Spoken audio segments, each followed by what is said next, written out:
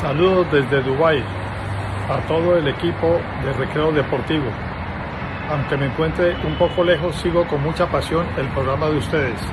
Muchas felicidades y los invito a que sigan con la misma energía. Ánimo, que ustedes apoyan y demuestran y muestran a las grandes estrellas de nuestro deporte. Un abrazo para todos ustedes.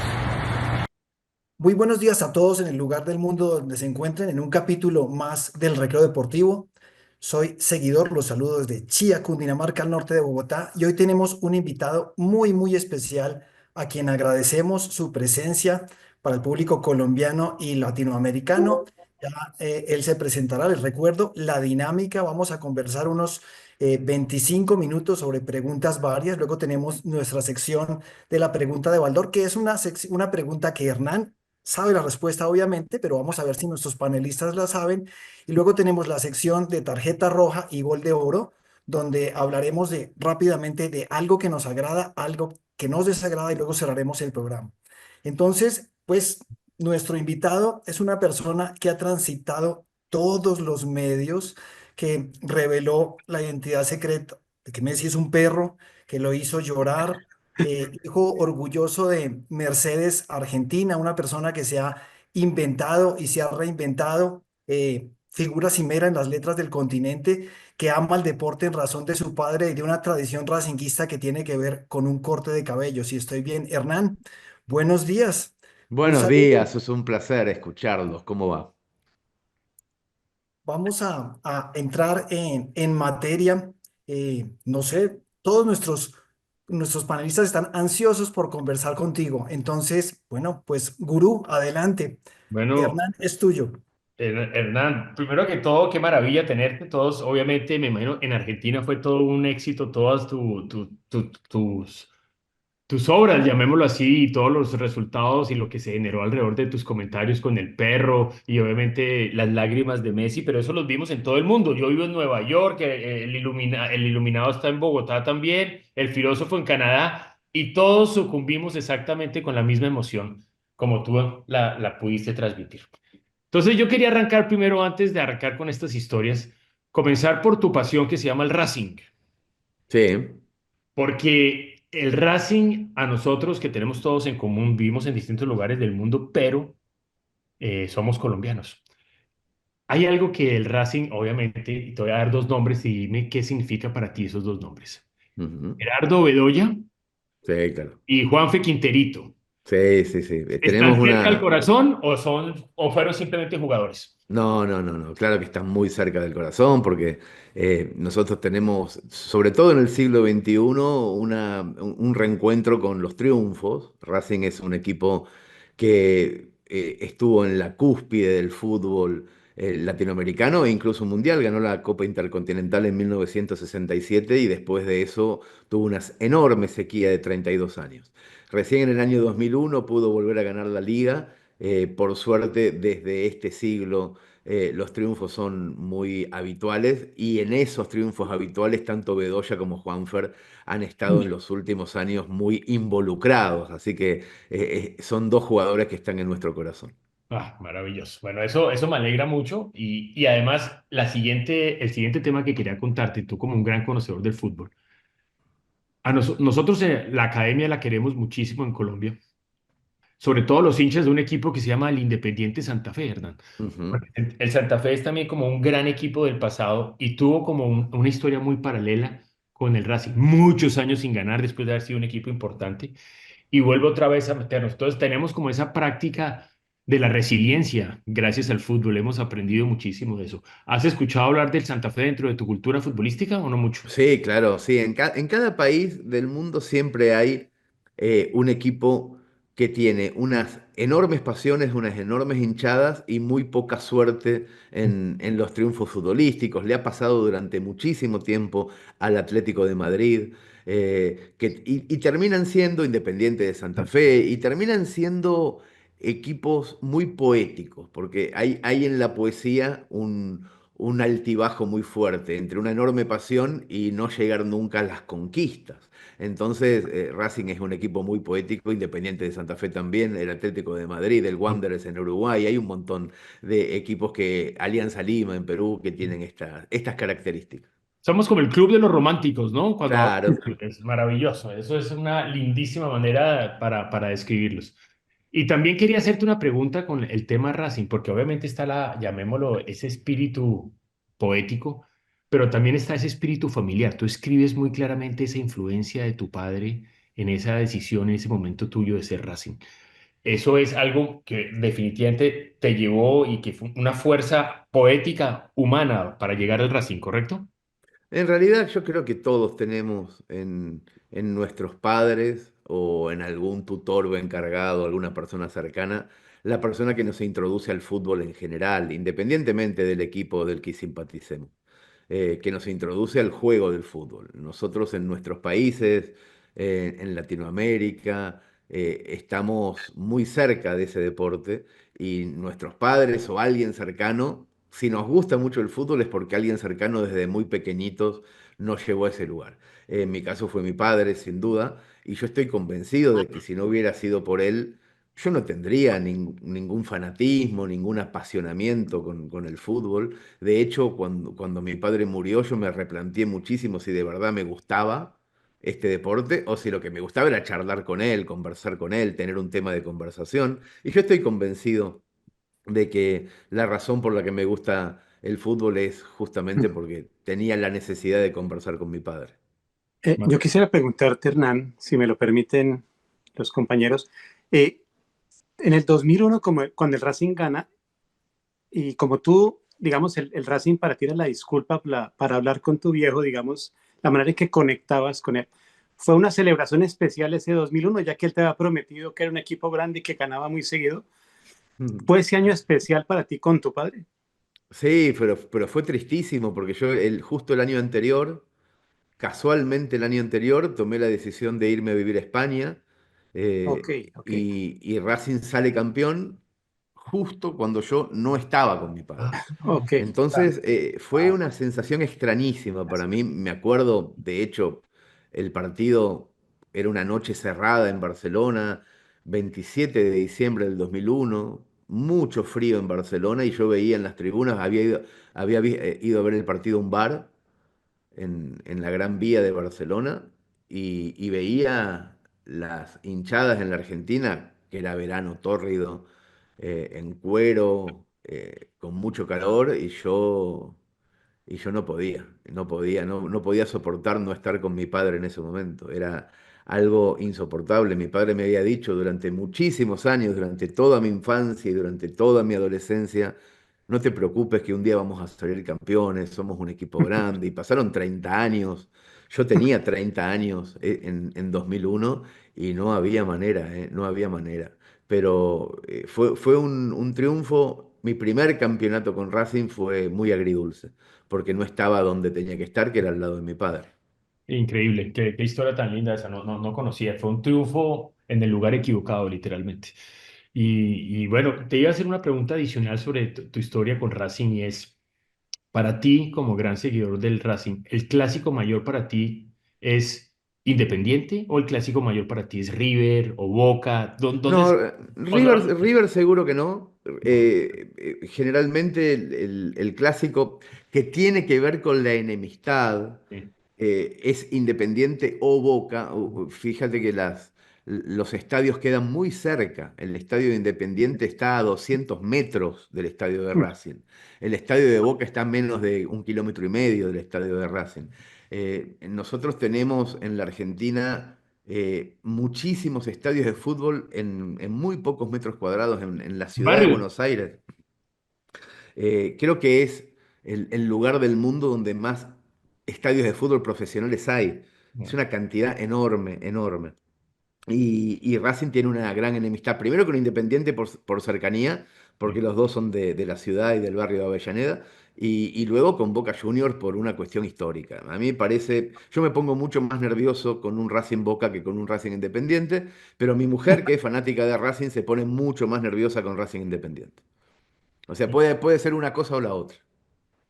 Hernán, yo te quería preguntar sobre esa interacción entre fútbol y literatura, porque parece que la narrativa incluso está por encima del fútbol. ¿Cómo son los vasos comunicantes allí y cómo eso te ha permitido inventarte y reinventarte a lo largo de la vida? Sí, yo escribí muy poquitos cuentos de fútbol, realmente. Debo haber escrito, en total debo tener en mi obra 16 libros, debo tener unos 700 cuentos, de los cuales no más de 12 son de fútbol. No, no soy un escritor que escribe cuentos de fútbol, solamente que cuando los escribí se han hecho muy virales o muy populares rápidamente. No en virtud mía, sino porque el fútbol es en sí mismo un gran conector, un enorme conector. Las personas que no leen, cuando le decís que hay un cuento de fútbol, ponen atención, aunque no sean muy lectoras, porque el fútbol les gusta más que la literatura. Entonces, esa mezcla se hace más fácil. Yo puedo hablar de cualquier cosa, yo casi nunca hablo de fútbol. Por ejemplo, el cuento en donde Messi se emocionó, no es un cuento de fútbol, es un cuento sobre inmigración, sobre la gente que cambia de país y tiene que mantener sus raíces como puede.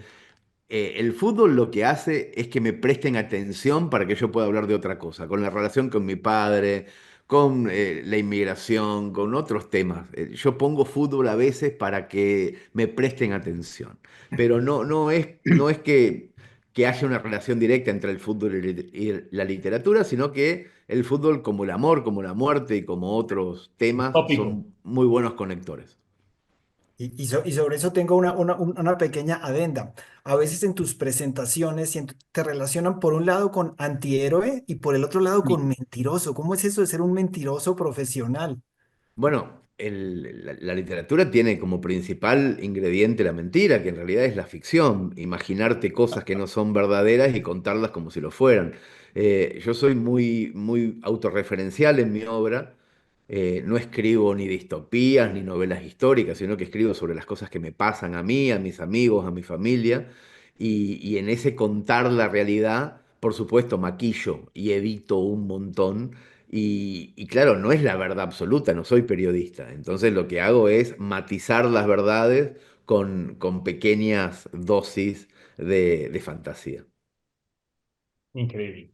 Y realmente lo logras de una manera maravillosa, porque esa historia que dices tú sobre con Messi que lo hace llorar, que realmente fue viral y le dio pues una vuelta al planeta, es una tremenda historia del corazón del inmigrante. Es increíble, ¿no? Como fondo de historia. Y lo mismo, la historia que cuentas de que Messi es como un perro, realmente es la Ujú. historia de lo que es la vida de una mascota y la importancia de lo que es una mascota, Claro, que uno aprende claro, en la claro. vida de una mascota, ¿no? Que es como una realidad absolutamente impresionante. Pero lo que planteas es demasiado interesante, ¿no? Donde el fútbol lo utilizas es como llamémoslo, un conducto, un tópico que te permite contar tus historias personales que son las más valiosas y están alrededor de tu vida.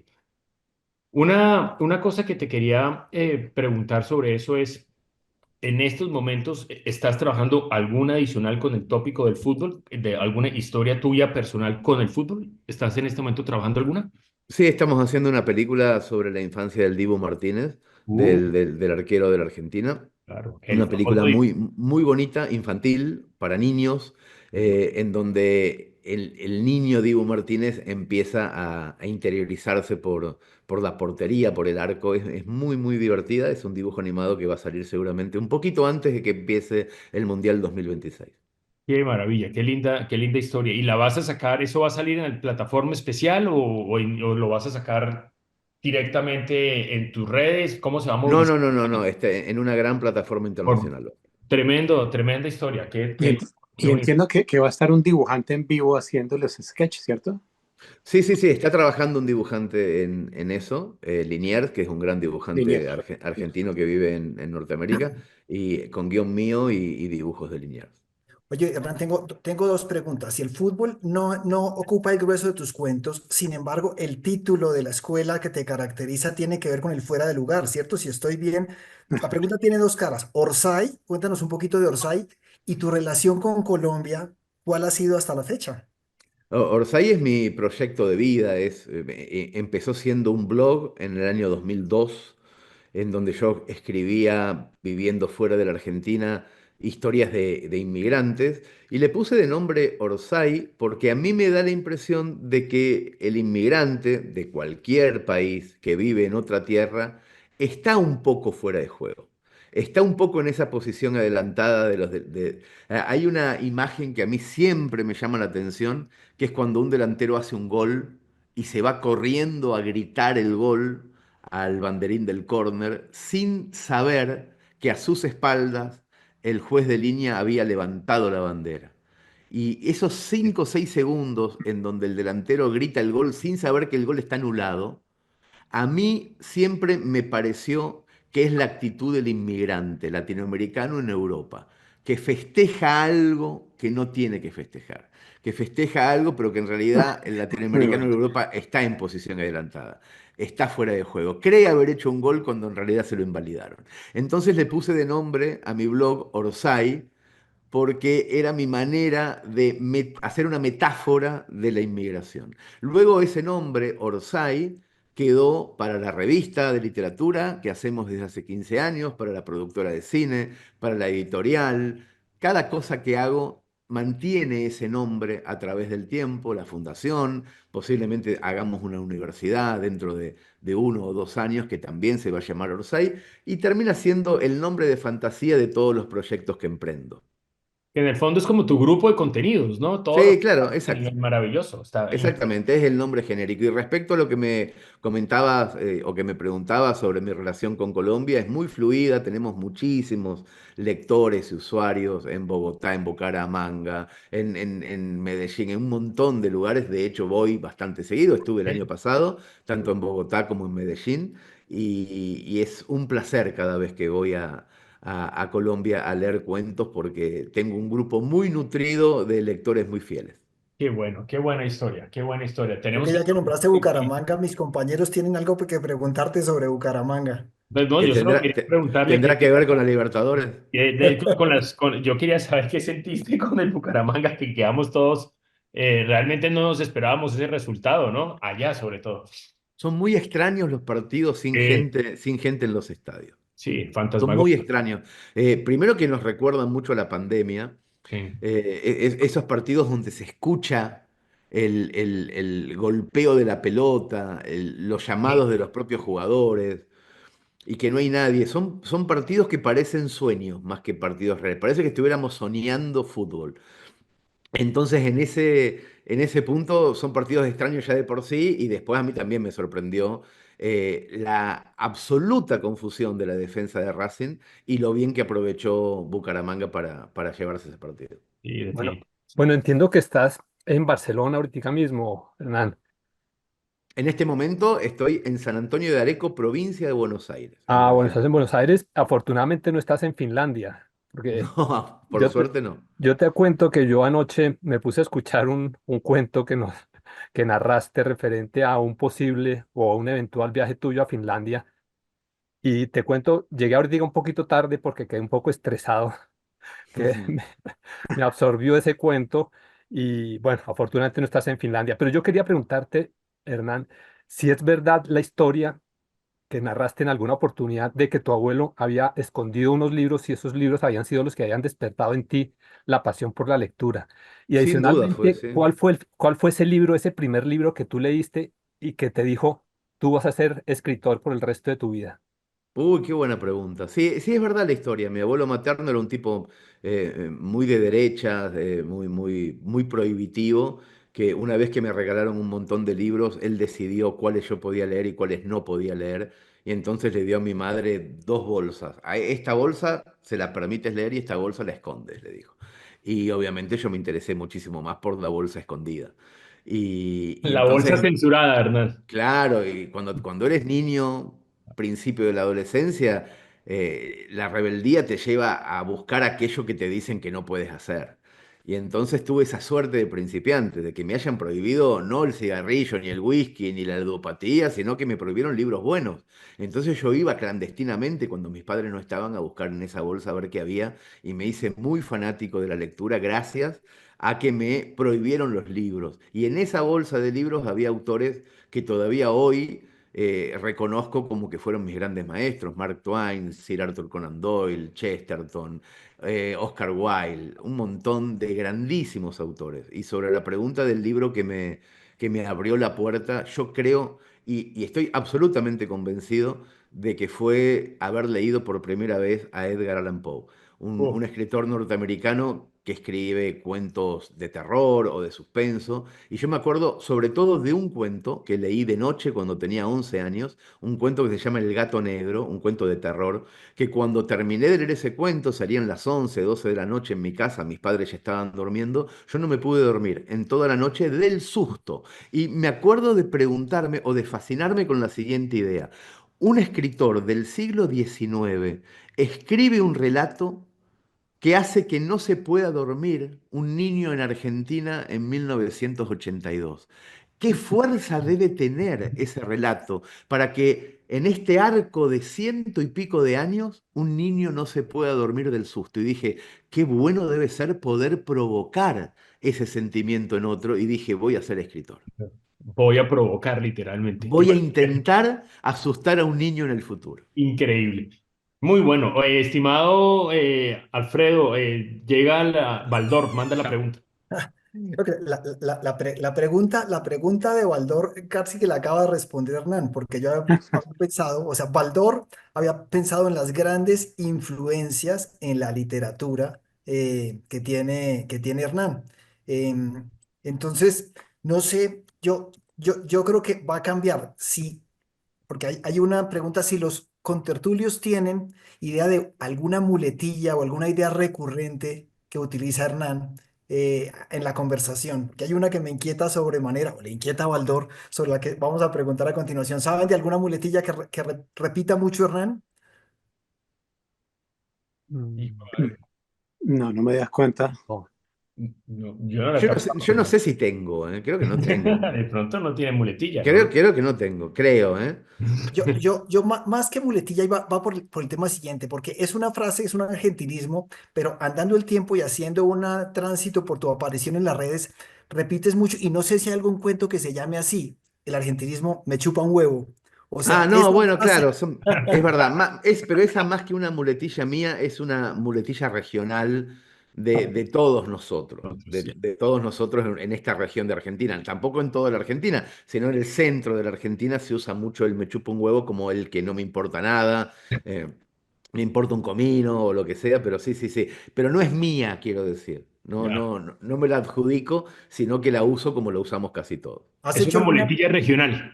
y Sí, has hecho sí. alguna pieza que se titule así o no a la fecha? No, no, no, en absoluto. Porque yo decía, ahí está pinta. Además, me quedaba pensando en esas transiciones que tú haces, porque yo pienso que un huevo en Argentina es me vale madres en México, o me importa un... Claro, O me exacto, Entonces, importa un exactamente. culo en Colombia. ¿por qué un culo Exacto. o un huevo? O sea, ¿por qué se cambian esas cosas? Bueno, y la otra pregunta que me parece importante es, ¿cómo es eso de que llevas muerto varios años de alguna manera y reviviste? O sea, ¿cómo es eso de haber muerto en 2015 o estar a punto de, y cómo eso te cambió?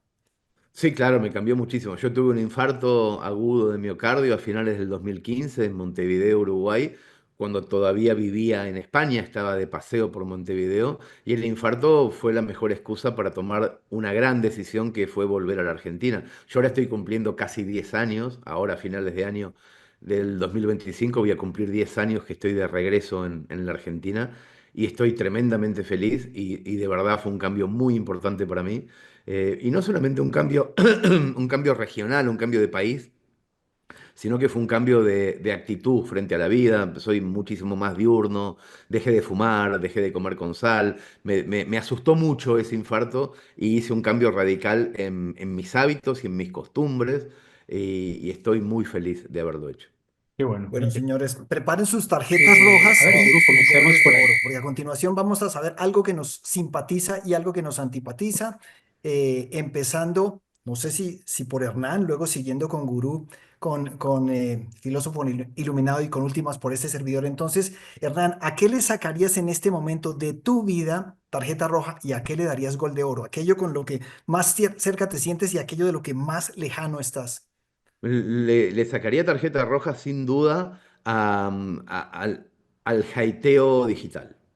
a todo lo que tiene que ver con la violencia verbal que hay en redes sociales y que generan muchísima confusión, sobre todo en la juventud. Eso sin duda es algo que me molesta mucho de estos tiempos en que vivimos. Y Balón de Oro yo creo que se lo daría a las personas sensatas que están capacitadas para cambiar de opinión sin importar lo que hayan pensado el día anterior. Uy, qué maravilla. Muy bueno. Gurú,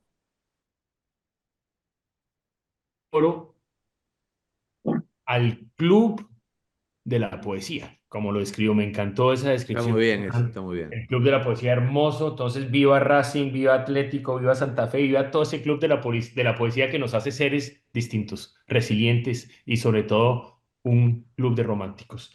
Sí, Y le señor. voy a dar la tarjeta roja, pues realmente a lo mal que jugó el Real Madrid en esta Champions, Dios mío, esos dos partidos quedé realmente impresionado cómo los perdió, pero no los perdió jugando bien, los perdió jugando muy mal.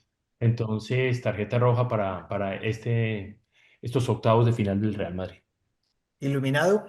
Bueno, yo el Gol de Oro se lo voy a dar al poder narrativo que tienen los argentinos para describir todo lo que rodea al fútbol. No específicamente al juego en sí, sino a todo el mundo que lo rodea. Tenemos ejemplos como el de Hernán, nuestro invitado de hoy. Tenemos ejemplos como el de Jorge Barraza, que nos acompañó hace un par de programas atrás. Y tenemos otro gran ejemplo que es el de el Negro Fontana Rosa, que también hincha, al igual que Hernán del Racing Club, y que hacía No, unos no, cuentos el No, no, negro él es Fontana Rosa es Rosario, Ah, él era de Rosario, Rosario perdón. Central. Claro, Rosario claro. Central. Ana Perdón, Rosa sí, Rosarista, sí, sí. sí, sí, sí, pero él también hacía unos cuentos maravillosos y la verdad, ese poder narrativo que siempre me ha sorprendido y esa capacidad de expresarse de las cosas cotidianas de la vida con esa forma tan particular de hacerlo. Entonces, Gol de Oro para eso. Y la tarjeta roja sí se la voy a dar a, a los líderes de las principales ligas de Europa que no han podido avanzar en las Champions League.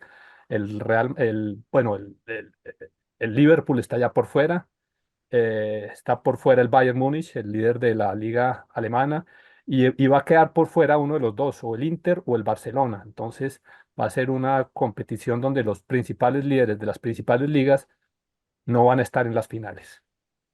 Filósofo, Bueno, yo quería darle el Gol de Oro a esa crónica que escribe Hernán, que hace que Messi llore.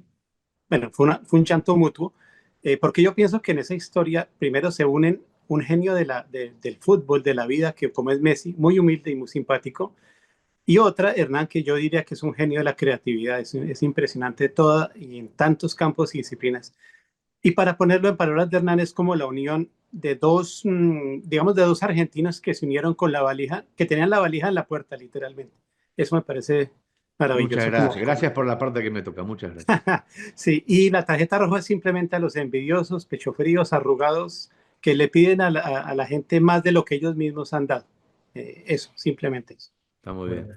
yo le tengo mi tarjeta roja es como al vértigo por un lado, al tiempo fragmentado, a la ostentación extrema, que es una época de ostentación extrema, a las novedades digitales, o novedades que a veces producen cantidades de pobres. No entiendo por qué las novedades no producen o no amplían la clase media. Es una cosa que me parece particular. Y el Gol de Oro, pues se lo voy a dar a Hernán. Yo digo que yo tenía grandes nervios, yo creo que todos, porque realmente uno se pregunta si es Hernán como es, o sea, si es Hernán un tipo que prescinde de los intermediarios, si es Hernán un tipo cuya base de financiación fue 7 años de ganar un público de amigos, o sea, y pareciera que eres así y te lo agradecemos pues tremendamente.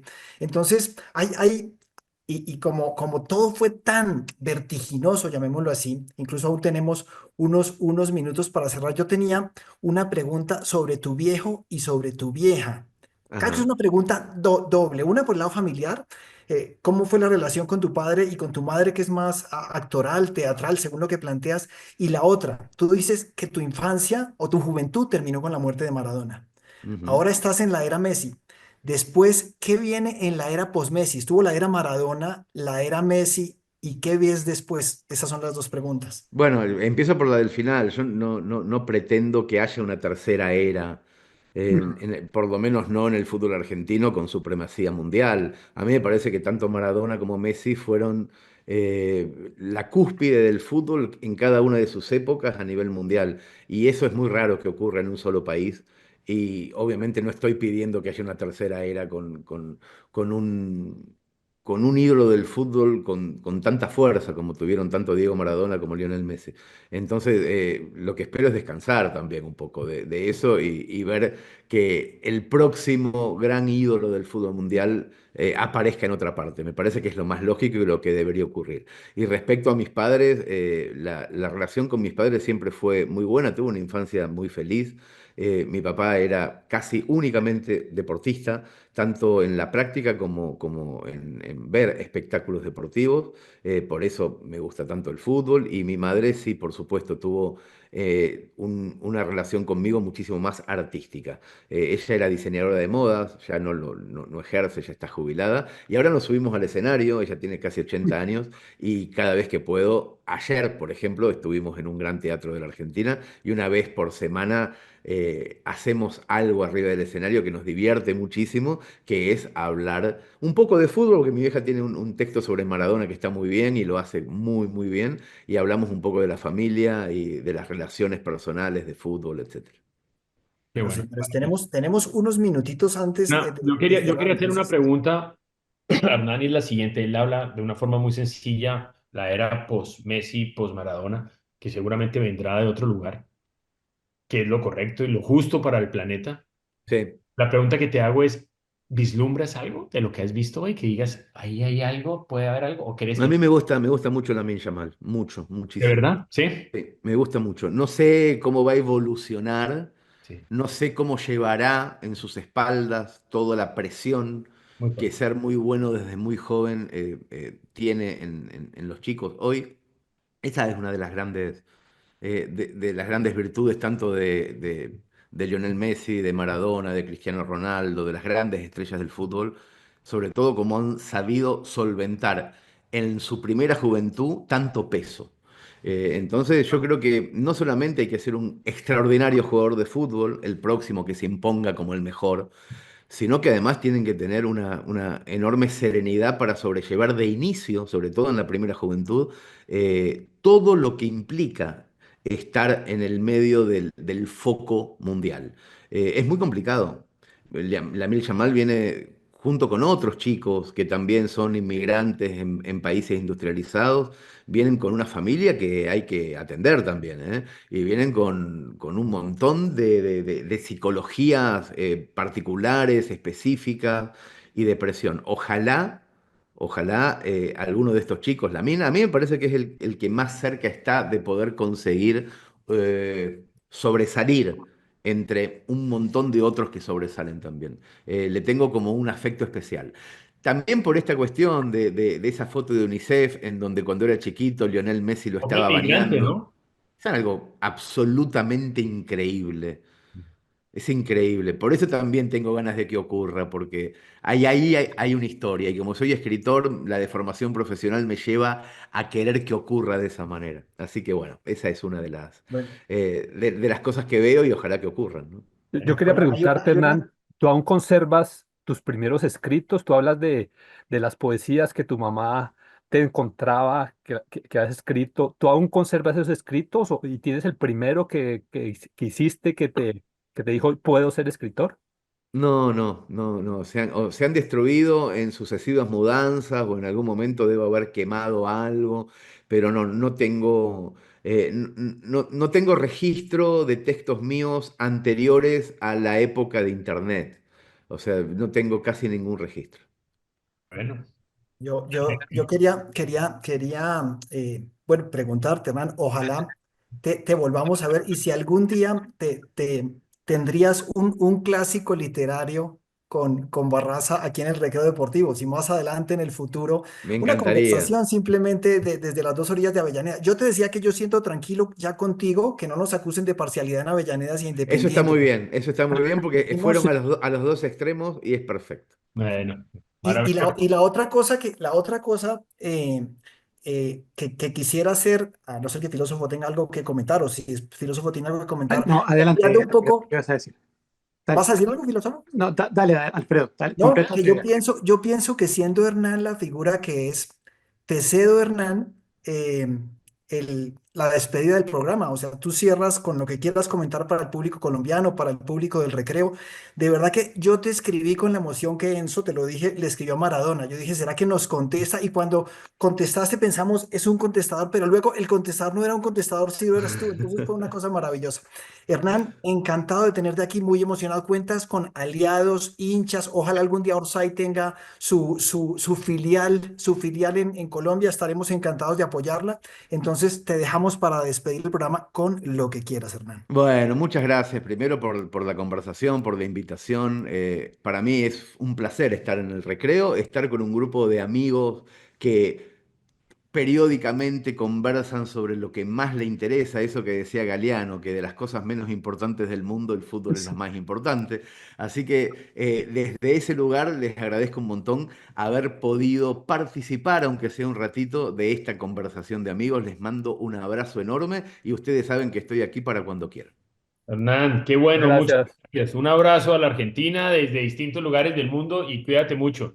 Abrazo grande, nos Felicidades. vemos. Y Muy vamos amable. Colombia, Chao, Racing. hasta chao. la Gracias. próxima. Gracias.